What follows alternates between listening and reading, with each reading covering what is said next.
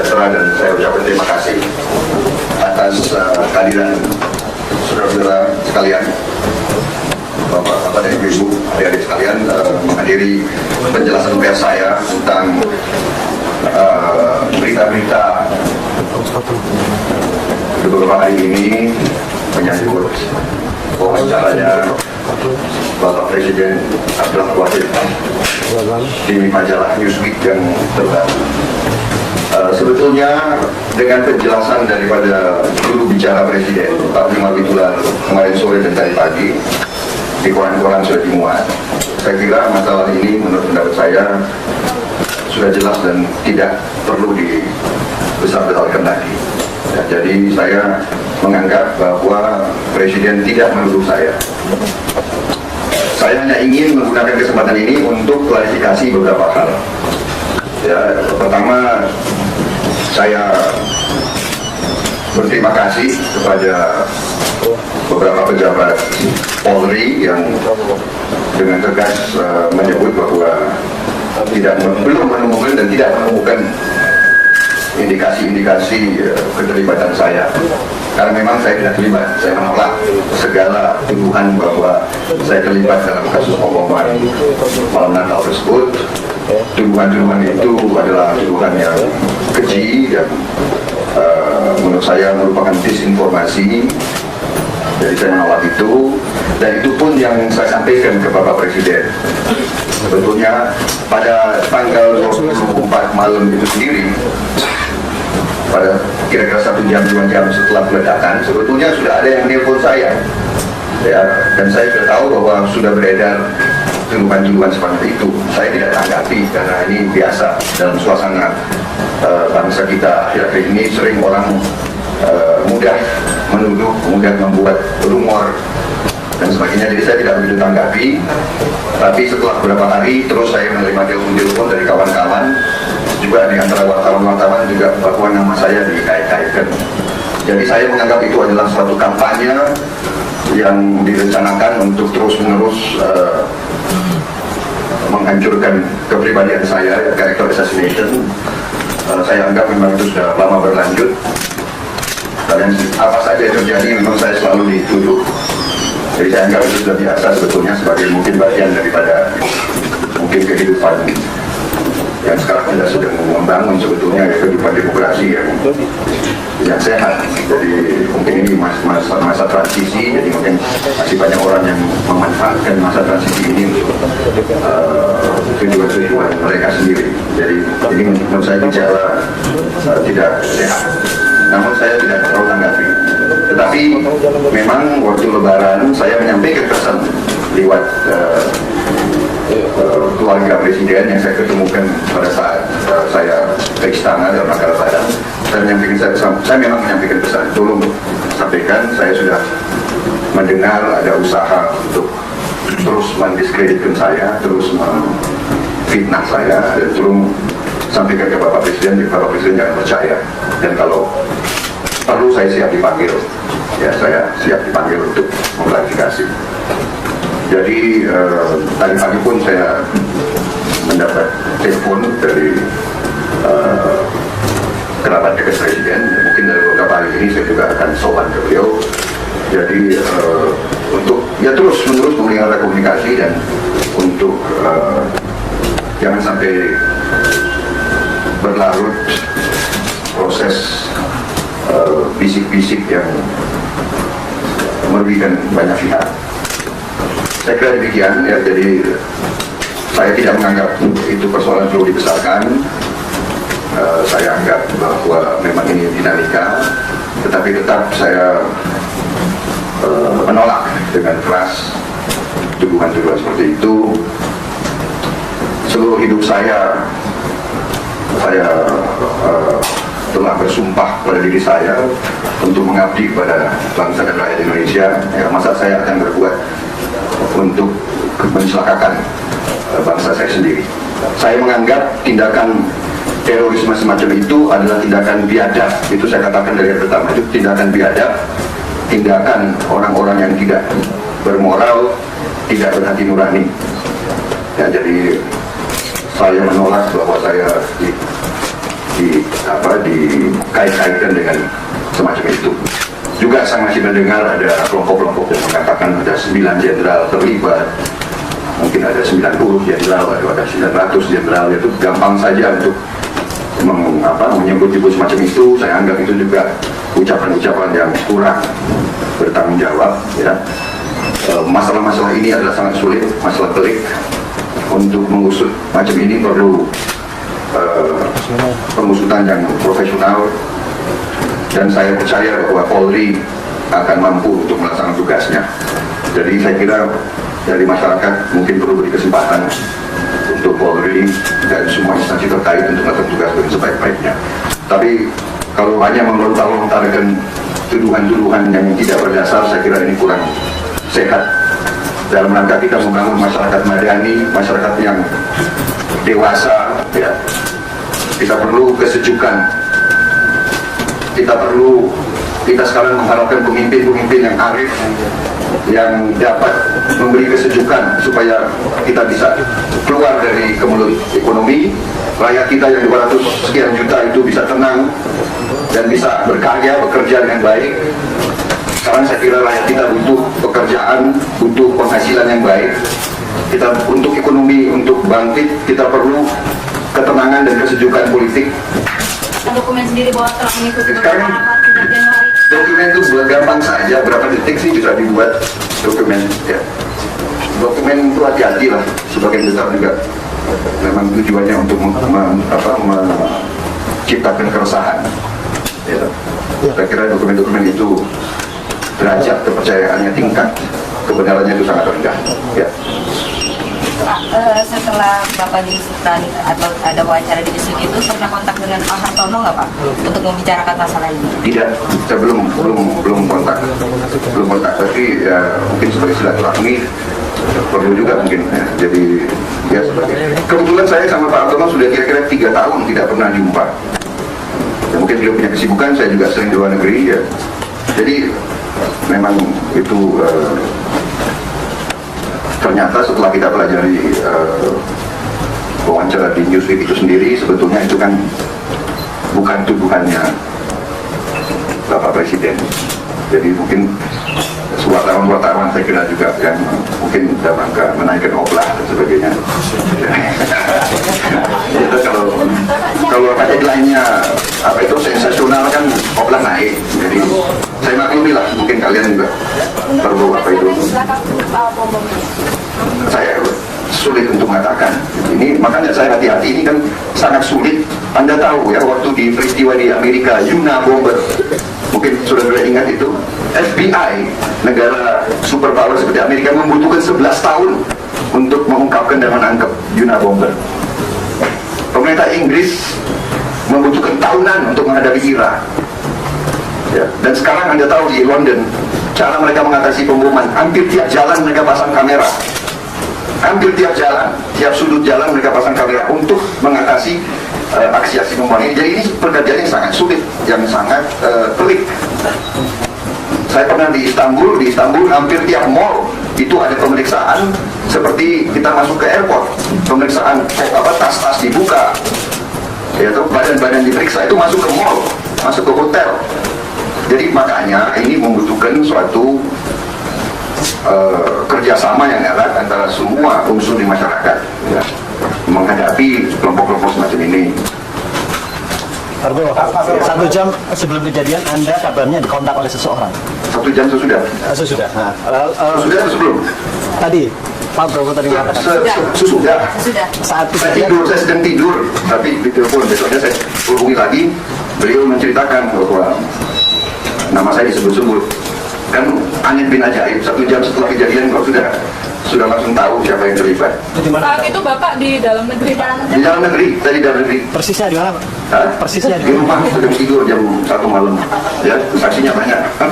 Tapi juga begini ya, keluarga saya ini 3/4-nya Nasrani. Sebagian mereka ada di gereja. Ya. Ibu saya Nasrani, ibu saya Kristen. Saudara-saudara keluarga saya sedang Natalan malam sebelumnya itu. Saya Natalan juga, saya datang kumpul-kumpul dengan keluarga saya. Dan saya dalam setiap pembicaraan, karena saya juga dekat dengan banyak kalangan Islam, itu saya menyampaikan bahwa ajaran agama yang saya terima, ajaran agama Islam yang saya terima, justru semua tempat ibadah harus kita lindungi, harus kita jaga. Semua tempat ibadah dari semua agama. Ya, inilah kebanggaan kita sebetulnya. Masyarakat Indonesia sudah sekian tahun membangun masyarakat yang penuh toleransi, tapi sekarang mau diacak-acak. Dan ini makanya saya anggap orang yang atau kelompok orang yang merencanakan ini adalah orang-orang biadab. Ya. Mereka yang tidak, saya kira tidak punya rasa cinta tanah air, tidak punya rasa tanggung jawab sama sekali. Karena itu mungkin dalam politik ya begitu, saya tidak tahu. Sejumlah pejabat mengatakan bahwa bom itu ada keterkaitan dengan pejabat Orde Baru. Mas Prabowo bagaimana komentarnya? Saya katakan tadi, ini masalah sangat pelik. Saya kira tidak boleh berspekulasi dan tidak boleh menuduh sembarangan. Ya, menganalisa boleh, tapi kan ini kan pekerjaan, harus ada pengusutan, harus ada penyelidikan dan sebagainya.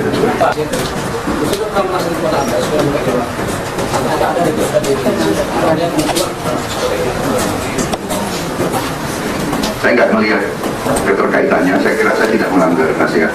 Saya sering keluar negeri karena saya memang bekerja. Saya cari makan, cari nafkah. Dan saya juga di dalam negeri karena saya warga negara Indonesia. Saya juga punya pekerjaan di dalam negeri.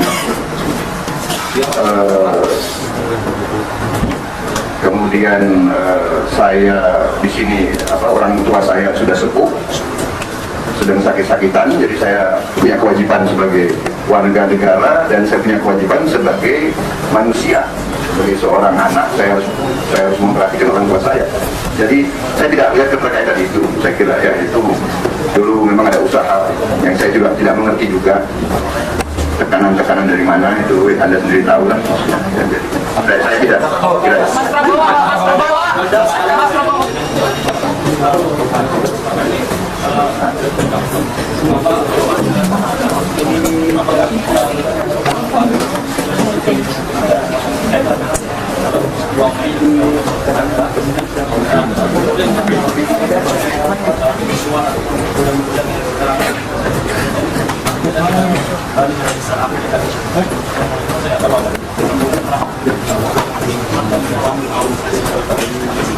Ya saya memang benar ya dari sejak peristiwa Trisakti 12 Mei, 14 Mei, kemudian Banyuwangi ya, pembunuhan 100 kiai, kemudian Atambua, kemudian Ambon, itu selalu memang saya salah satu yang dituduh dalangnya. Bahkan pernah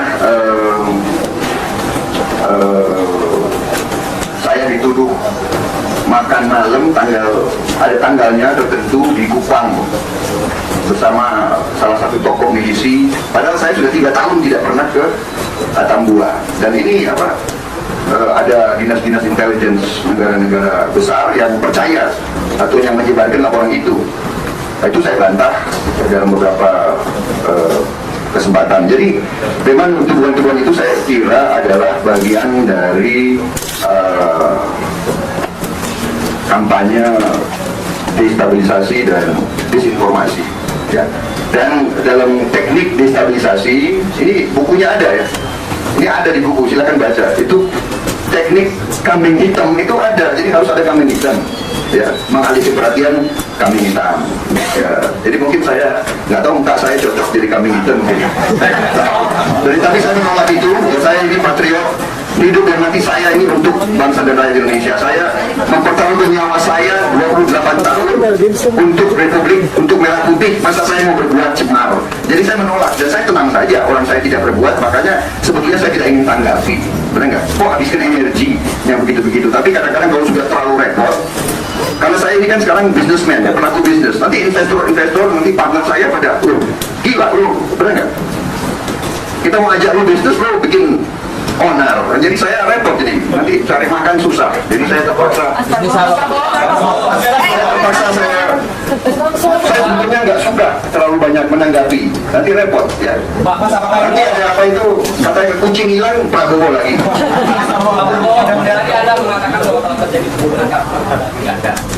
Usaha, tapi saya diam aja, saya benar nggak? Aku sih pihak yang berusaha membunuh salah Anda. Kira-kira bisa disebutkan siapa Pak itu yang lebih jelas? Kemudian apakah Anda berasa? Begini ya, saya tidak mau ikut-ikut kalau orang mau memfitnah, saya pun tidak mau ikut menanggapi.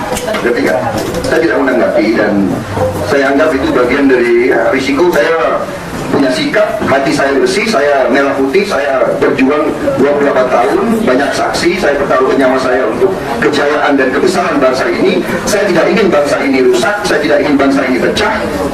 Ya, jadi saya tidak, setiap saat saya mau dipanggil saya datang. Saya sebetulnya sedang di luar negeri, saya menuju ke India, saya ada rencana ke India, tapi karena saya lihat ini heboh, waduh saya dituduh bom, lebih baik saya pulang untuk memberi penjelasan. Ya. Ternyata begitu saya pulang sudah ada klarifikasi sendiri dan saya kira ini juga dibesar-besarkan, jadi akhirnya saya tidak merasa perlu untuk meneruskan persoalan ini. Ya, saya sudah konsultasi juga dengan beberapa pihak. Atau apakah Anda melihat bahwa Anda katakan dari Tommy Soeharto melakukan perdomaan karena terkait dengan usaha saya nggak mengerti juga. Saya sudah juga lama tidak berhubungan dengan Tommy Soeharto. Ya. Ini yang kedua, apa yang akan Anda katakan? Apa yang Anda bicarakan dengan Gus Dur saat suara? Betul. Ya memang saya kan sebetulnya kenal Gus Dur sudah lama ya, jadi ya mungkin sebagai seorang junior kepada seorang yang lebih tua ya jelas saya sowan ya, dan kalau ketemu ya beliau juga banyak kelakar. Jadi intinya saya akan mengatakan bahwa Gus percaya Prabowo ini tidak akan berbuat yang macam itu. Saya ini hati saya merah putih ya, jadi saya tidak ada saya menolak segala macam itu. Dan kalau memang ada isu-isu, kalau ada dokumen-dokumen gampang itu panggil saya ya, konfrontasi, katanya ketemu di sini, rapat di situ, rapat apa gitu. Apakah yakin bahwa Gus Dur akan percaya? Ya saya tidak tahu, saya itu kewajiban saya sebagai warga negara, kewajiban saya sebagai seorang insan hamba Tuhan untuk menyampaikan apa adanya, demikian. Oke, saya kira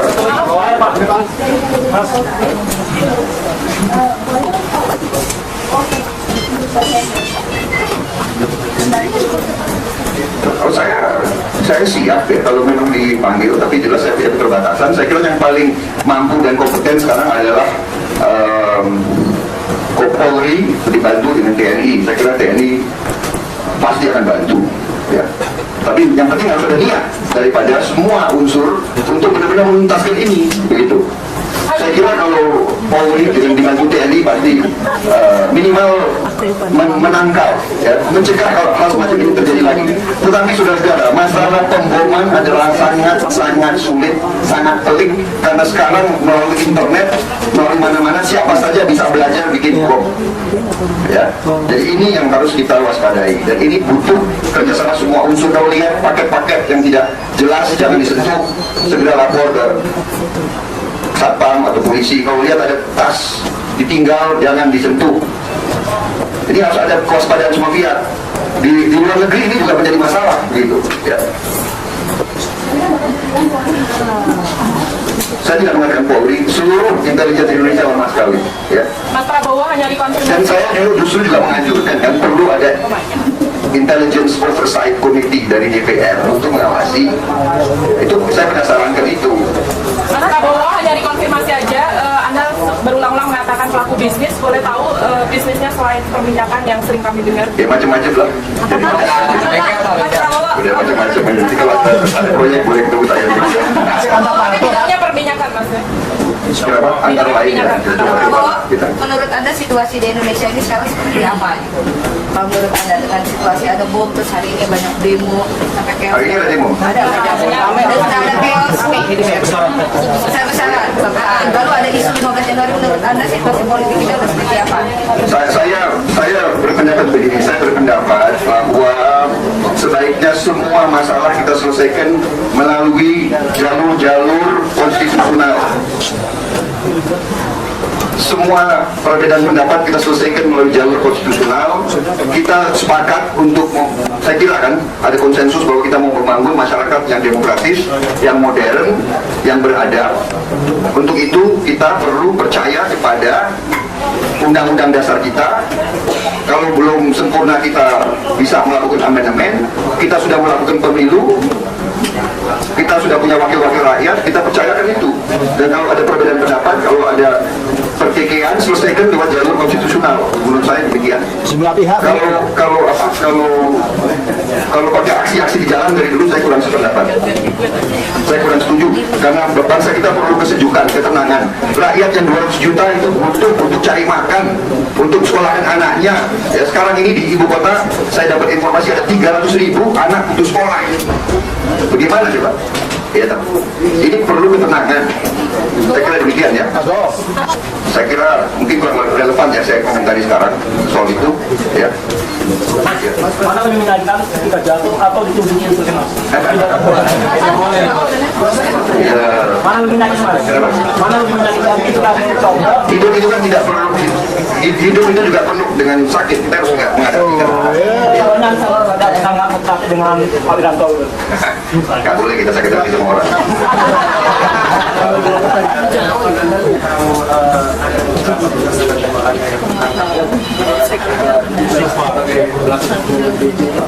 Karena mereka diduga adalah anggota kasus. Salah satu bekas ada pembahasan tentang bagian wanita. Itu kan pernah kita catat pernah disekolahkan ketika waktu itu. Apakah itu mereka ini benar yang advice sama Anda selama Anda itu keluar dari militer atau Anda pernah komunikasi dengan mereka? Tidak ada pernah. Jadi begini ya, namanya satuan-satuan TNI itu kan terdiri dari ribuan orang. Ya. Bisa saja di antara ribuan orang ada yang melanggar. Bisa saja ada ribuan orang yang mentalnya tidak baik, kemudian tidak sesuai dengan sumpah mereka. Jadi mereka bisa dipengaruhi orang-orang kasar bahwa dia mengecewakan kepercayaan bangsa dan rakyat. Tapi ya itu terjadi. Ya di Amerika pun banyak yang anggota-anggota tentara, ada anggota CIA yang membelot akhirnya kerja untuk musuh-musuhnya Amerika, ada anggota tentara Amerika yang terlibat pemboman. Itu McVeigh, Tim McVeigh kan seorang sersan pasukan khusus Amerika. Itu bisa terjadi ya kepada undang-undang dasar, kepada bangsa dan negara. Saya kira itu saja. Arah Anda kan ke situ ya, saya jawab demikian. Ya.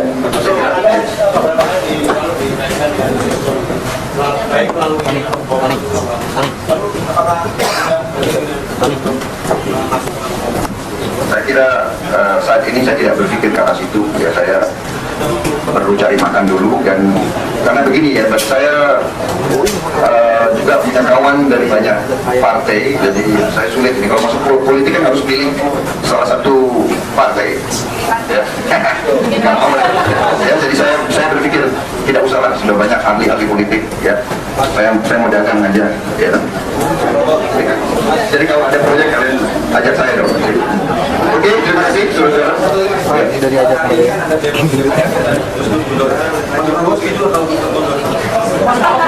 Tadi kan sudah saya jawab, semua masalah sebaiknya disalurkan lewat jalur konstitusional. Kalau Gusdur mau mundur atau mau maju, ya itu selesaikan dengan cara konstitusional, dengan cara baik, tidak usah dengan cara. Ya. Saya tidak setuju. Saya orang yang 28 tahun dibesarkan di alam kekerasan, dalam arti saya militer, ya. Tapi saya mengerti penderitaan daripada kekerasan itu. Karena itu sebaiknya kita cari politik yang sejuk, tidak usah dengan kekerasan, sebaiknya tidak usah dengan aksi-aksi massa di jalanan.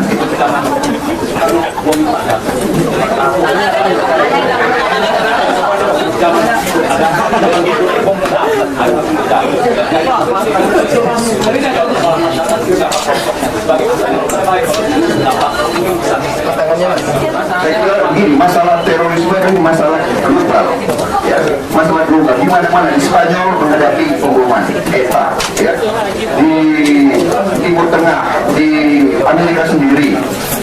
Jadi karena ini ada membutuhkan suatu penanganan yang serius dan profesional. Ya.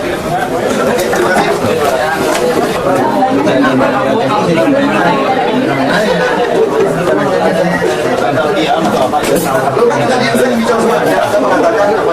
kasih. sebagai media, Anda kan apa istilahnya saluran kepada seluruh rakyat. Saya mengatakan saya tidak terlibat dan saya menentang setiap tindakan kekerasan dan saya menganggap itu tindakan biadab.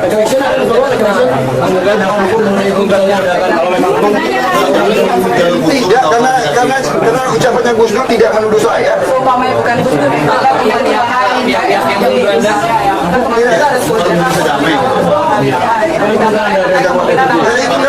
Itu kan bisa saja orang bisa bilang 9 jenderal, nanti dia bilang 20 jenderal, nanti Anda bilang 90 jenderal, bisa saja orang itu. Tapi menurut saya ini tidak bertanggung jawab, ini tidak kondusif untuk kenapa menimbulkan saling curiga. Biarkanlah polisi melakukan tugas penyelidikan dengan tenang. Kalau perlu dibantu, tidak usah bikin statement-statement bombastis, statement-statement menuduh, statement yang tidak ada dasarnya. Ya kita harus kasih kesempatan untuk bekerja.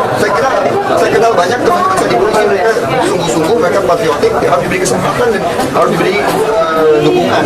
Anda harus tahu ya, polisi kita dan tentara kita salah satu aparat keamanan yang penghasilannya terendah di Asia, salah satu. Jadi mereka apa itu gajinya paling kecil, sarana-sarananya juga paling minim. Nah itulah. Jadi kita harus mengerti mereka ya. Kita harus mengerti mereka juga. Jadi harus beri kesempatan. Aku ada analisa bahwa pelakunya itu kelompok Islam garis keras. Anda yakin dengan penilaian seperti itu? Saya kok bisa saja, bisa dari, saya kan juga bilang bisa dari mana-mana. Sulit berspekulasi. Ini nanti kan ada penyelidikan. Ya, tapi memang sulit masalah ini. Ya nanti ditangkap orang yang meletakkan bom. Tahu-tahu dia hanya dibayar 200.000. Dia orang yang tidak punya pekerjaan, dia tidak tahu isinya apa. Bisa saja mereka dipakai, Pak. Dipakai. Saya sudah minta waktu, ya terserah beliau mau terima atau tidak, kan beliau presiden punya kesibukan. Tapi saya sudah menyampaikan yang saya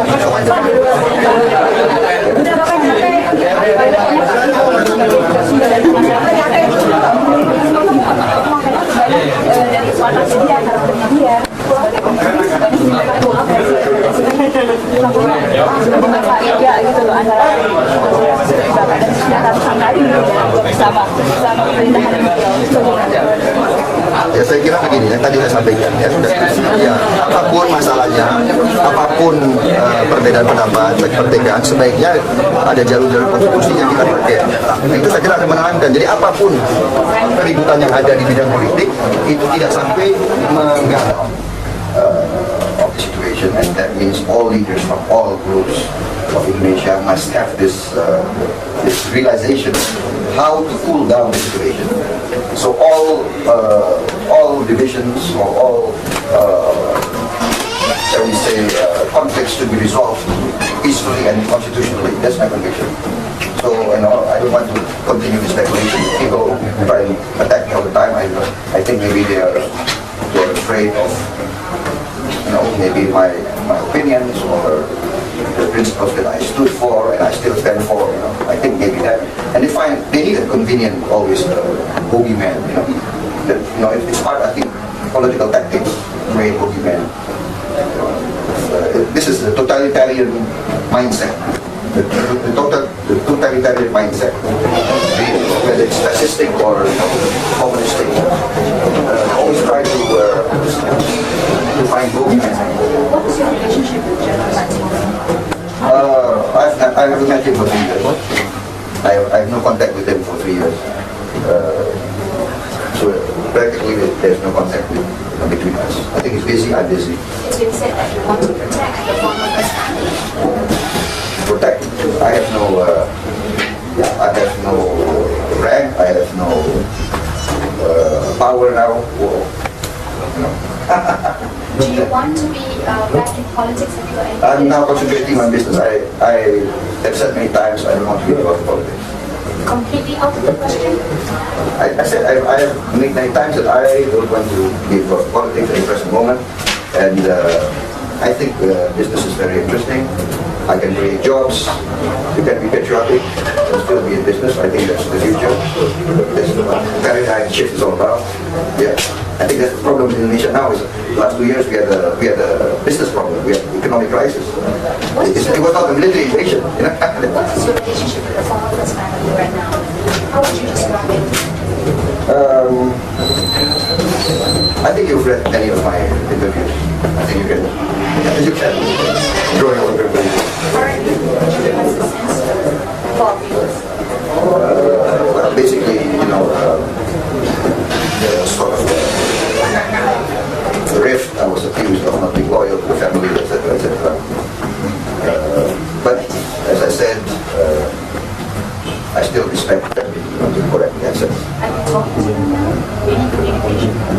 Hakim on the Lebaran.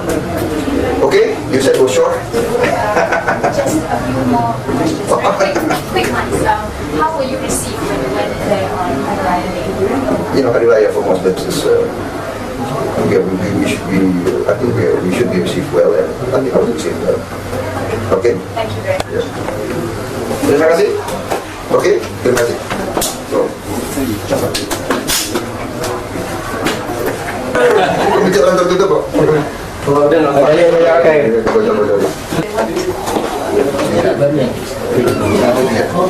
Oke, saya tidak. Hah?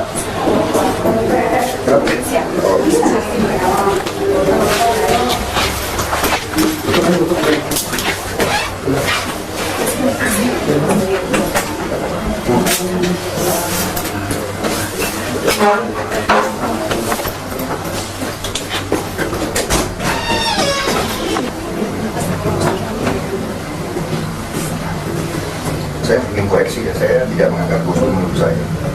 Jadi wawancara di Newsweek saya sudah pelajari dan itu Gusdur sama sekali tidak menurut saya. Jadi tolong diluruskan. Jadi beliau menjawab pertanyaan Bapak Nasir. Di situ beliau mengatakan saya menyampaikan pesan kepada beliau. Dan memang benar saya sampaikan pesan kepada beliau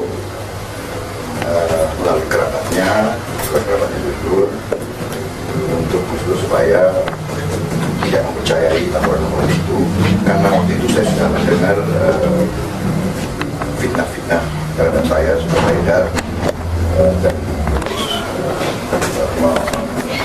maki-maki atau memberi warning dan Gusdur Anda tidak percaya itu karena itu merupakan disinformasi. Jadi jangan-jangan ini Gusdur tidak menuduh saya. Ya.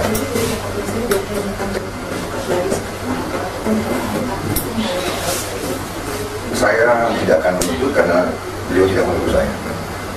Dan saya kira pengembalian nama baik, saya kira masyarakat Indonesia bisa menilai. Demikian. Saya kira sudah cukup dan saya sudah baca itu. Saya sudah pelajari jawaban di Newsweek. Saya kira saya tidak akan meneruskan dan saya minta ini tidak dikesahkan. Saya kira tadi bahwa bangsa kita perlu suasana sejuk dan itu yang saya anjurkan, kita semuanya cooling down untuk memberi kesempatan ekonomi kita pulih karena rakyat kita dalam kesusahan. Rakyat terutama di lapisan bawah sangat merasakan kesulitan ekonomi ini. Mereka butuh suasana yang sejuk, yang tenang supaya ekonomi kita bisa pulih. Kalau ekonomi pulih berarti mereka bisa bekerja dengan baik, penghasilan yang cukup, bisa menyekolahkan anak. Saya kira itu penting. Kita butuh suasana sejuk.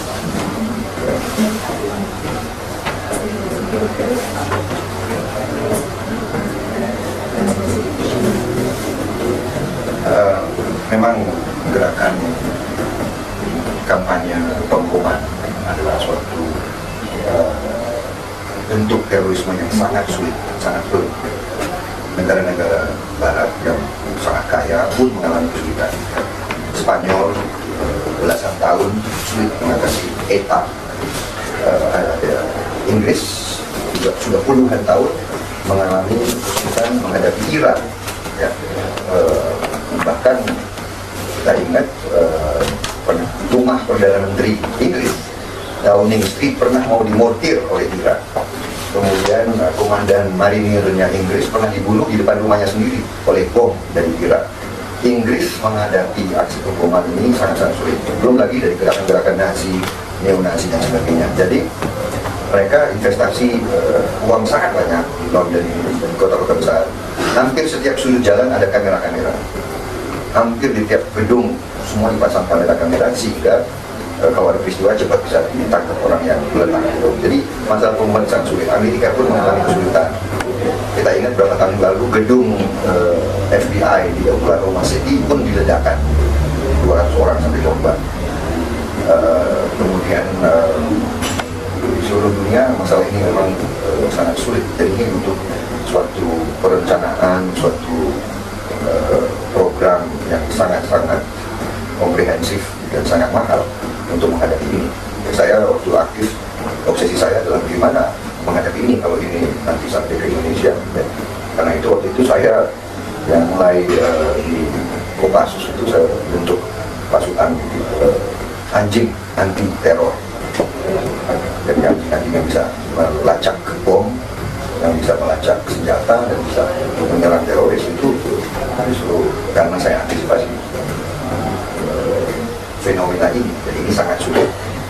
Karena itu perlu penanganan yang sangat profesional, sangat komprehensif. Karena itu saya kira tidak sehat dan tidak kondusif kalau ada pihak-pihak yang langsung main nuduh, langsung main nyebut-nyebut siapa yang lakukan ini, siapa yang lakukan. Saya kira ini kita harus beri kesempatan kepada polisi didukung oleh aparat-aparat intelijen untuk mengusut ini dengan tuntas.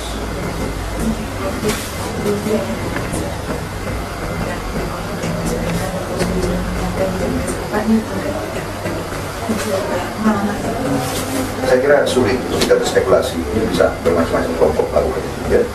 Sangat sulit berspekulasi dan sangat tidak baik berspekulasi. Dasarnya apa? Kan saya tidak punya bahan-bahan. Yang pasti tahu ini nanti mereka yang menyelidiki. Penting penyelidikan ini profesional dan benar-benar objektif dan jujur. Ya. Jenis bahan produknya kayak apa? Ya, jadi bahan produk itu kan semacam sidik jari. Ada ciri-cirinya. Ya, kelompok ini suka pakai jenis bahan produk ini. Kalau kelompok yang ini suka merakit bom semacam itu. Jadi sebetulnya bisa, ahli yang mengikuti ini bisa mempelajari, tapi pekerjaan yang sangat pelik, yang memerlukan waktu. Belum tentu orang ditangkap, dia mungkin dibayar saja untuk meletakkan suatu benda, dia tidak tahu mungkin isinya apa. Dan sekarang banyak orang yang tidak punya pekerjaan, mungkin dikasih 200.000, 300.000, sudah mau kamu letakkan benda ini di sini. Mungkin dibungkus dengan baik, dia kira ini paket biasa. Jadi memang sangat sulit. Ya ini saya tidak mengikuti, tapi saya percaya polisi kita punya etikat yang sungguh-sungguh. Saya berharap